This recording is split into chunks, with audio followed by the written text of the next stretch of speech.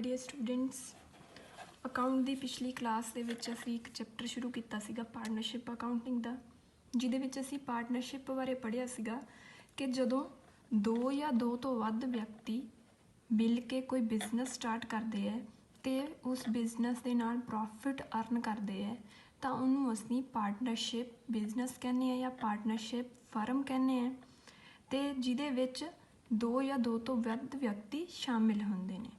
ਅਤੇ ਅਸੀਂ ਪੜ੍ਹਿਆ ਸੀਗਾ ਕਿ ਕੀ ਇਹਦੀਆਂ ਫੀਚਰਸ ਹੁੰਦੀਆਂ ਨੇ ਪਾਰਟਨਰਸ਼ਿਪ ਦੀਆਂ, ਕੀ ਫਾਇਦੇ ਨੇ ਪਾਰਟਨਰਸ਼ਿਪ ਫਰਮ ਨੂੰ ਸ਼ੁਰੂ ਕਰਨ ਦੇ, ਅਤੇ ਨਾਲ ਹੀ ਅਸੀਂ ਪੜ੍ਹਿਆ ਸੀਗਾ ਕਿ ਰਾਈਟਸ ਕੀ ਹੁੰਦੇ ਨੇ ਅਤੇ ਡਿਊਟੀਜ਼ ਕੀ ਹੁੰਦੀਆਂ ਨੇ ਪਾਰਟਨਰਸ ਦੀਆਂ। ਅੱਜ ਅਸੀਂ ਜਿਹੜਾ ਹੈ ਆਪਣਾ ਨਵਾਂ ਟੌਪਿਕ ਸ਼ੁਰੂ ਕਰਨ ਜਾ ਰਹੇ ਹਾਂ ਜੋ ਕਿ ਹੈ ਪਾਰਟਨਰਸ਼ਿਪ ਡੀਡ। ਇਸੀ ਚੈਪਟਰ ਨਾਲ ਰਿਲੇਟਡ ਇਹ ਅਗਲਾ ਜਿਹੜਾ ਟੌਪਿਕ ਹੈ ਜਿਹਦੇ ਵਿੱਚ ਕੀ ਲਿਖਿਆ ਹੈ, partnership comes into existence by an agreement which may be oral or writing.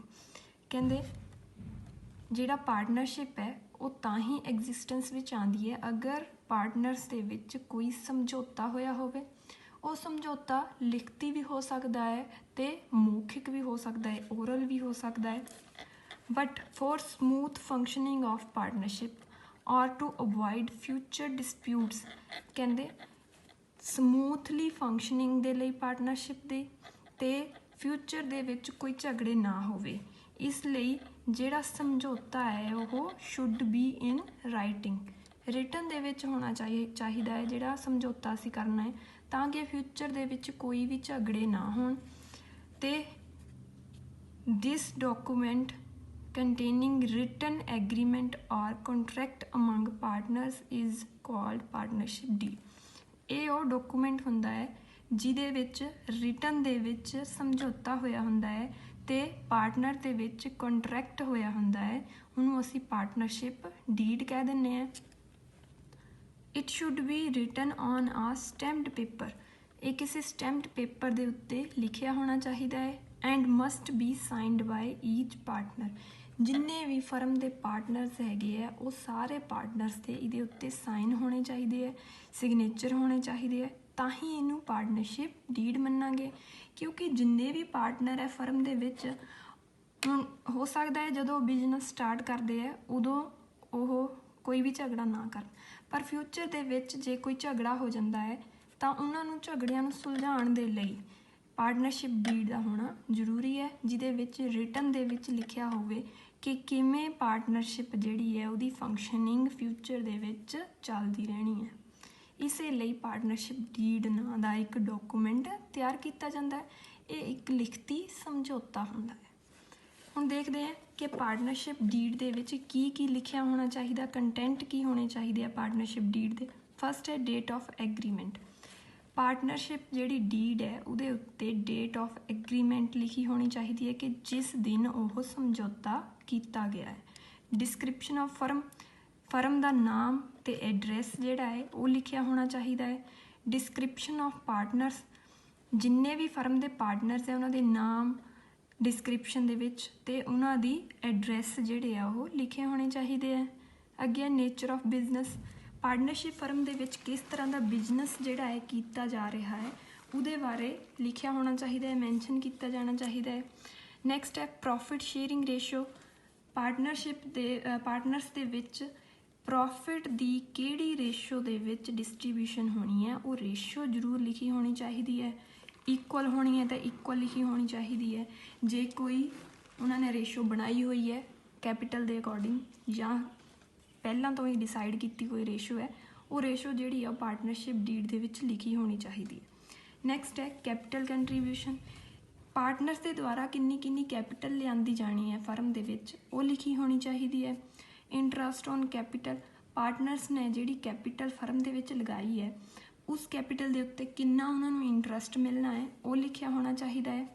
Drawings ਦੇਖੋ ਨਿੱਜੀ ਖਰਚੇ ਹੁੰਦੇ ਹੈ। ਜਦੋਂ ਕੋਈ ਪਾਰਟਨਰ ਆਪਣੇ ਨਿੱਜੀ ਖਰਚੇ ਦੇ ਲਈ ਪਾਰਟਨਰਸ਼ਿਪ ਫਰਮ ਦੇ ਵਿੱਚੋਂ ਕੋਈ ਪੈਸੇ ਕਢਵਾ ਕੇ ਲੈ ਕੇ ਜਾਂਦਾ ਹੈ ਜਾਂ ਕੋਈ ਵਸਤੂ ਜਿਹੜੀ ਆ ਉਹ ਲੈ ਕੇ ਜਾਂਦਾ ਹੈ ਤਾਂ ਉਹਨੂੰ ਅਸੀਂ ਡਰਾਇੰਗਸ ਕਹਿੰਦੇ ਹਾਂ। ਅਤੇ ਪਾਰਟਨਰਸ਼ਿਪ ਡੀਡ ਦੇ ਵਿੱਚ ਡਰਾਇੰਗ ਦੀ ਲਿਮਿਟ ਨੂੰ ਲਿਖਿਆ ਹੋਣਾ ਚਾਹੀਦਾ ਹੈ ਕਿ ਕਿੰਨਾ ਪਾਰਟਨਰ ਡਰਾਇੰਗ ਜਿਹੜਾ ਹੈ ਉਹ ਲਿਜਾ ਸਕਦਾ ਹੈ। ਨੈਕਸਟ ਹੈ ਇੰਟਰਸਟ ਔਨ ਡਰਾਇੰਗ।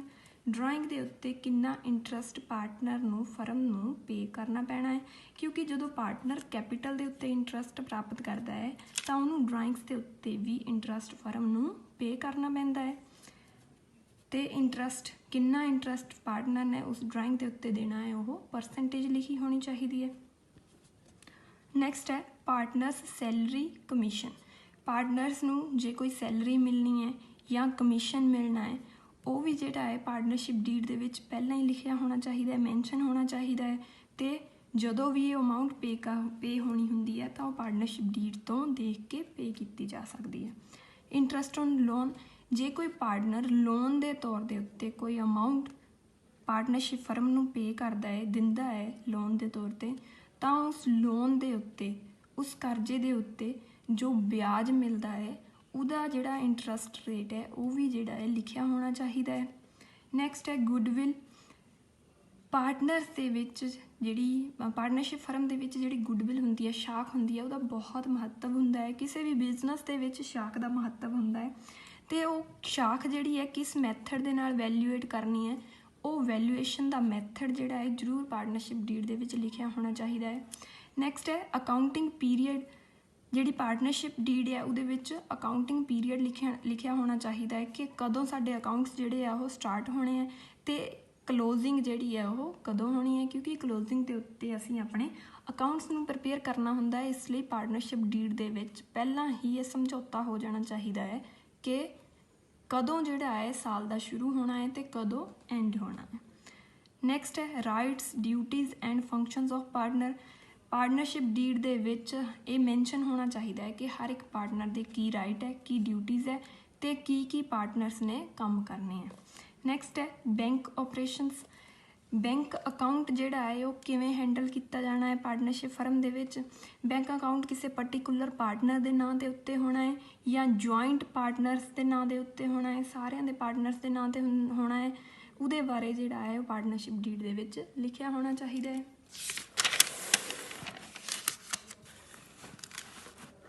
ਹਾਂਜੀ, ਨੈਕਸਟ ਹੈ ਵੈਲਿਊਏਸ਼ਨ ਆਫ ਐਸੈਟਸ। ਫਰਮ ਦੇ ਐਸੈਟਸ ਦੀ ਕਿਵੇਂ ਵੈਲਿਊਏਸ਼ਨ ਕਰਨੀ ਹੈ ਇਹਦੇ ਬਾਰੇ ਲਿਖਿਆ ਹੋਣਾ ਚਾਹੀਦਾ ਹੈ ਪਾਰਟਨਰਸ਼ਿਪ ਡੀਡ ਦੇ ਵਿੱਚ। ਡਿਊਰੇਸ਼ਨ ਆਫ ਪਾਰਟਨਰਸ਼ਿਪ, ਕਿੰਨੇ ਟਾਈਮ ਤੱਕ ਉਹ ਪਾਰਟਨਰਸ਼ਿਪ ਚੱਲਣੀ ਹੈ, ਕੀ ਉਹਦਾ ਟਾਈਮ ਪੀਰੀਅਡ ਹੈ, ਉਹ ਵੀ ਜਿਹੜਾ ਹੈ ਪਾਰਟਨਰਸ਼ਿਪ ਡੀਡ ਦੇ ਵਿੱਚ ਲਿਖਿਆ ਹੋਣਾ ਚਾਹੀਦਾ ਹੈ ਕਿ ਕਦੋਂ ਫਰਮ ਨੇ ਇਸਟੈਬਲਿਸ਼ ਹੋਣਾ ਹੈ, ਕਦੋਂ ਜਿਹੜਾ ਹੈ ਉਹ ਡਿਸਲਿਊਟ ਕਰਨੀ ਹੈ ਫਰਮ। ਨੈਕਸਟ ਹੈ settlement of disputes. Partnership firm ਦੇ ਵਿੱਚ ਇਹ ਵੀ ਲਿਖਿਆ ਹੋਣਾ ਚਾਹੀਦਾ ਹੈ ਕਿ ਅਗਰ ਕੋਈ ਝਗੜੇ ਹੋ ਜਾਂਦੇ ਹੈ, ਕੋਈ ਡਿਸਪਿਊਟਸ ਹੋ ਜਾਂਦੇ ਹੈ ਤਾਂ ਉਹਨਾਂ ਨੂੰ ਕਿਵੇਂ ਸੈਟਲ ਕੀਤਾ ਜਾਣਾ। ਇਹ ਸੀਗੀਆਂ ਪਾਰਟਨਰਸ਼ਿਪ ਡੀਡ ਦੇ ਕੰਟੈਂਟ ਕਿ ਜਦੋਂ ਆਪਾਂ ਪਾਰਟਨਰਸ਼ਿਪ ਡੀਡ ਬਣਾਉਣੀ ਹੈ ਤਾਂ ਉਹਦੇ ਵਿੱਚ ਕੀ ਲਿਖਣਾ ਹੈ ਉਹਦੇ ਬਾਰੇ ਦੱਸਿਆ ਹੈ। ਨੈਕਸਟ ਹੈ ਇੰਪੋਰਟੈਂਸ ਆਫ ਪਾਰਟਨਰਸ਼ਿਪ ਡੀਡ। ਹੁਣ ਪਾਰਟਨਰਸ਼ਿਪ ਡੀਡ ਜਿਹੜੀ ਹੈ ਉਹਨੂੰ ਬਣਾਉਣ ਦੀ ਕੀ ਇੰਪੋਰਟੈਂਸ ਹੈ, ਸਾਨੂੰ ਕੀ ਫਾਇਦਾ ਹੁੰਦਾ ਹੈ ਪਾਰਟਨਰਸ਼ਿਪ ਡੀਡ ਬਣਾਉਣ ਦੇ ਨਾਲ। ਦੇਖੋ ਫਸਟ ਹੈ ਸਾਡੇ ਕੋਲ ਲੈਸ ਡਿਸਪਿਊਟਸ। ਜਿਹੜੇ ਝਗੜੇ ਹੈ ਉਹ ਘੱਟ ਜਾਂਦੇ ਹੈ ਕਿਉਂਕਿ ਸਭ ਕੁਛ ਜਿਹੜਾ ਹੈ ਉਹ ਪਾਰਟਨਰਸ਼ਿਪ ਡੀਡ ਦੇ ਵਿੱਚ ਮੈਂਸ਼ਨ ਕੀਤਾ ਹੁੰਦਾ ਹੈ। ਨੈਕਸਟ ਹੈ ਗੁੱਡ ਰਿਲੇਸ਼ਨਸ। ਪਾਰਟਨਰਸ਼ਿਪ ਡੀਡ ਦੀ ਹੈਲਪ ਦੇ ਨਾਲ ਕੋਈ ਵੀ ਡਿਸਪਿਊਟਸ ਨਹੀਂ ਹੁੰਦੇ, ਝਗੜੇ ਨਹੀਂ ਹੁੰਦੇ ਅਤੇ ਪਾਰਟਨਰਸ ਦੇ ਵਿੱਚ ਜਿਹੜੀ ਹੈ ਉਹ ਚੰਗੀ ਰਿਲੇਸ਼ਨਸ਼ਿਪ ਬਣੀ ਰਹਿੰਦੀ ਹੈ ਅਤੇ ਬਿਜ਼ਨਸ ਜਿਹੜਾ ਹੈ ਉਹ ਚੰਗੀ ਤਰ੍ਹਾਂ ਚੱਲਦਾ ਰਹਿੰਦਾ ਹੈ। ਨੈਕਸਟ ਹੈ ਪ੍ਰੋਪਰ ਰੈਮੂਨਰੇਸ਼ਨ। ਪਾਰਟਨਰਸ ਦੇ ਵਿੱਚ ਜਦੋਂ ਡੀਡ ਹੋਈ ਹੈ ਅਤੇ ਡੀਡ ਦੇ ਵਿੱਚ ਸਭ ਤੋਂ ਪਹਿਲਾਂ ਡਿਸਾਈਡ ਕਰ ਲਿਆ ਜਾਂਦਾ ਹੈ ਕਿ ਕੀ ਕਿਵੇਂ ਵੰਡ ਹੋਣਾ ਅਤੇ ਪ੍ਰੋਪਰ ਰੈਮੂਨਰੇਸ਼ਨ ਹਰ ਇੱਕ ਪਾਰਟਨਰ ਨੂੰ ਮਿਲਦੀ ਰਹਿੰਦੀ ਹੈ। ਸੈਲਰੀ, ਕਮਿਸ਼ਨ ਜਾਂ ਇੰਟਰਸਟ ਦੇ ਤੌਰ 'ਤੇ ਅਮਾਊਂਟ ਜਿਹੜੀ ਆ ਉਹ ਐਜ਼ ਇਟ ਇਜ਼ ਮਿਲਦੀ ਹੈ ਜਿਵੇਂ ਕਿ ਪਾਰਟਨਰਸ਼ਿਪ ਡੀਡ ਦੇ ਵਿੱਚ ਲਿਖੀ ਹੁੰਦੀ ਹੈ। ਨੈਕਸਟ ਹੈ evidence in the court of law. Partnership deed ਜਿਹੜਾ ਇੱਕ ਰਿਟਨ ਡਾਕੂਮੈਂਟ ਹੁੰਦਾ ਹੈ, ਰਜਿਸਟਰਡ ਪ੍ਰੂਫ ਹੁੰਦਾ ਹੈ ਅਤੇ ਐਗਰੀਮੈਂਟ ਹੁੰਦਾ ਹੈ ਉਹਦੇ ਉੱਤੇ, ਕਿਉਂਕਿ ਉਹ ਸਾਈਨਡ ਬਾਏ ਆਲ ਪਾਰਟਨਰਸ ਵੀ ਹੁੰਦਾ ਹੈ ਅਤੇ ਸਟੈਂਪ ਪੇਪਰ ਵੀ ਹੁੰਦਾ ਹੈ। ਇਸ ਲਈ ਕੋਰਟ ਦੇ ਵਿੱਚ ਕਿਸੇ ਵੀ ਐਵੀਡੈਂਸ ਦੇ ਤੌਰ ਦੇ ਉੱਤੇ, ਸਬੂਤ ਦੇ ਤੌਰ ਦੇ ਉੱਤੇ ਇਹਨੂੰ ਪੇਸ਼ ਕੀਤਾ ਜਾ ਸਕਦਾ ਹੈ। ਨੈਕਸਟ ਹੈ reward for more capital contribution. ਦੇਖੋ ਜਿਹੜੇ ਵੀ ਪਾਰਟਨਰ ਕੈਪੀਟਲ ਜਿਹੜੀ ਹੈ ਜ਼ਿਆਦਾ ਕੰਟਰੀਬਿਊਟ ਕਰਦਾ ਹੈ ਪਾਰਟਨਰਸ਼ਿਪ ਫਰਮ ਦੇ ਵਿੱਚ, ਉਹਨੂੰ ਜਿਹੜਾ ਹੈ ਰਿਵਾਰਡ ਕਰਨ ਦੇ ਲਈ ਵੀ ਪਾਰਟਨਰਸ਼ਿਪ ਡੀਡ ਜਿਹੜੀ ਹੈ ਉਹ ਹੈਲਪਫੁਲ ਹੁੰਦੀ ਹੈ। Less application of partnership act 1932। Partnership act ਜਿਹੜਾ 1932 ਹੈ ਉਹਦੀ ਲੈਸ ਐਪਲੀਕੇਸ਼ਨ ਹੁੰਦੀ ਹੈ, ਉਹਦੇ ਵਿੱਚ ਜੋ ਵੀ ਲਾਅ ਜਿਹੜਾ ਹੈ ਦਿੱਤਾ ਹੋਇਆ ਹੁੰਦਾ ਹੈ ਉਹਦੀ ਲੈਸ ਐਪਲੀਕੇਸ਼ਨ ਹੁੰਦੀ ਹੈ, ਉਹਦੀ ਯੂਜ਼ ਘੱਟ ਹੁੰਦੀ ਹੈ ਜਦੋਂ ਸਾਡੇ ਕੋਲ ਪ੍ਰੋਪਰ ਪਾਰਟਨਰਸ਼ਿਪ ਡੀਡ ਹੁੰਦੀ ਹੈ, ਕਿਉਂਕਿ ਅਸੀਂ ਪਾਰਟਨਰਸ਼ਿਪ ਡੀਡ ਦੇ ਅਕੋਰਡਿੰਗ ਆਪਣੇ ਸਾਰੇ ਕੰਮ ਕਰਦੇ ਰਹਿੰਦੇ ਹਾਂ। ਤਾਂ ਇੰਡੀਅਨ ਪਾਰਟਨਰਸ਼ਿਪ ਐਕਟ 1932 ਦੀ ਸਾਨੂੰ ਲੋੜ ਨਹੀਂ ਪੈਂਦੀ। ਨੈਕਸਟ ਹੈ ਪ੍ਰੋਪਰ ਫੰਕਸ਼ਨਿੰਗ ਆਫ ਬਿਜ਼ਨਸ ਜਿਹੜਾ ਹੈ ਉਹ ਪ੍ਰੋਪਰਲੀ ਫੰਕਸ਼ਨਿੰਗ ਕਰਦਾ ਹੈ, ਆਪਣਾ ਕੰਮ ਜਿਹੜਾ ਹੈ ਸਮੂਥਲੀ ਕਰਦਾ ਰਹਿੰਦਾ ਹੈ ਪਾਰਟਨਰਸ਼ਿਪ ਡੀਡ ਦੇ ਨਾਲ। ਨੈਕਸਟ ਹੈ ਈਜ਼ੀ ਡਿਸੋਲਿਊਸ਼ਨ, ਜਦੋਂ ਵੀ ਪਾਰਟਨਰਸ਼ਿਪ ਜਿਹੜੀ ਹੈ ਉਹ ਖ਼ਤਮ ਕਰਨੀ ਹੁੰਦੀ ਹੈ, ਡਿਸੋਲਿਊਟ ਕਰਨੀ ਹੁੰਦੀ ਹੈ, ਫਰਮ ਜਿਹੜੀ ਹੈ ਬੰਦ ਕਰਨੀ ਹੁੰਦੀ ਹੈ, ਉਦੋਂ ਵੀ ਕੋਈ ਡਿਸਪਿਊਟ ਨਹੀਂ ਜਿਹੜੇ ਹੁੰਦੇ ਹੈ ਜਦੋਂ ਸਾਡੀ ਪਾਰਟਨਰਸ਼ਿਪ ਡੀਡ ਹੁੰਦੀ ਹੈ। ਈਜ਼ੀਲੀ ਅਸੀਂ ਪਾਰਟਨਰਸ਼ਿਪ ਫਰਮ ਨੂੰ ਡਿਸੋਲਿਊਟ ਕਰ ਸਕਦੇ ਹਾਂ। ਨੈਕਸਟ ਹੈ ਇਨਫੋਰਮੇਸ਼ਨ ਅਬਾਊਟ ਪਾਰਟਨਰਸ਼ਿਪ ਡੀਡ ਦੇ ਵਿੱਚ ਹਰ ਤਰ੍ਹਾਂ ਦੀ ਇਨਫੋਰਮੇਸ਼ਨ ਦਿੱਤੀ ਗਈ ਹੁੰਦੀ ਹੈ ਪਾਰਟਨਰਸ ਦੇ ਨਾਲ ਰਿਲੇਟਡ, ਇਸ ਲਈ ਪਾਰਟਨਰਸ਼ਿਪ ਡੀਡ ਜਿਹੜੀ ਹੈ ਸਾਨੂੰ ਹੈਲਪਫੁਲ ਹੁੰਦੀ ਹੈ। ਨੈਕਸਟ ਹੈ rules applicable in the absence of partnership deed.